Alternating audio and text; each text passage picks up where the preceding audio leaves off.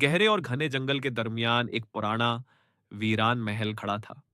उसकी दीवारें टूटी हुई थीं और खिड़कियों से रात के वक्त अजीब सी रोशनी निकलती थी। आधी रात को वहां से खौफनाक आवाजें सुनाई देती थीं। जंगल के सब जानवर कहते थे कि इस महल में एक भूत रहता है।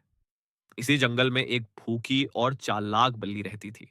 वो रोज चूहों का शिकार करती थी, लेकिन अब चूहे बहुत मोहतात हो गए थे।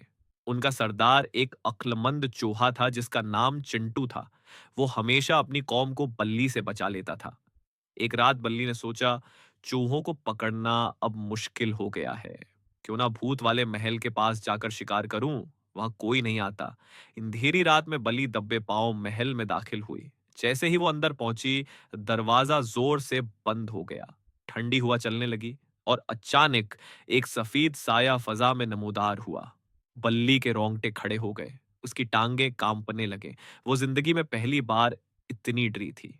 इतने में चिंटू और उसके साथी भी बल्ली का पीछा करते हुए महल तक पहुंच गए।